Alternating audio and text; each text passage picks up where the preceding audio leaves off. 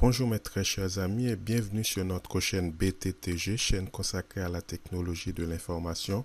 Nous continuons avec la configuration de base d'un routeur. Nous sommes dans notre troisième vidéo. Jusqu'avant qu'on commence à saisir des lignes de commande, j'aimerais également vous expliquer les différents types de branchements que nous allons rencontrer tout au long de nos labs.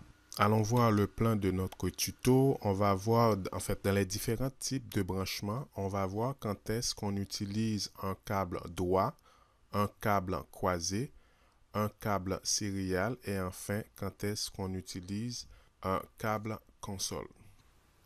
Passons au slide suivant pour voir les différents types de branchements. Pour le câble droit, quand il s'agit d'un PC avec un switch, on utilise un câble droit. Un PC avec un hub. Un switch avec un routeur. On utilise aussi le câble droit pour brancher une imprimante avec un switch et aussi une imprimante avec un hub. Allons voir à présent quand est-ce qu'on utilise un câble croisé. Dans la majorité des cas, on utilise ce type de câble quand il faut brancher deux équipements identiques ou presque identiques.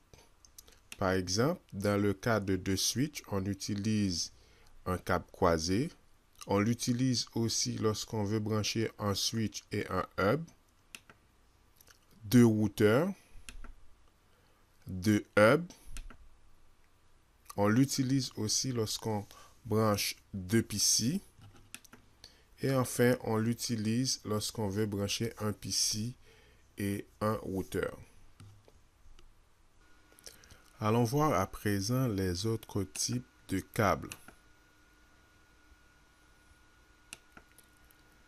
Lorsqu'on utilise les interfaces sériales de deux routeurs, on utilise un câble sérial. Pour un branchement d'un PC et le port console d'un routeur, on utilise câble All-over Cable ou communément appelé câble console. Dans le cadre d'un PC et un switch, avec l'interface du console, on utilise aussi un câble All-over Cable ou encore câble console. Et enfin, mes très chers amis, nous sommes arrivés à la fin de cette petite vidéo. Dans les vidéos qui vont suivre, on va passer directement à saisir des lignes de commande.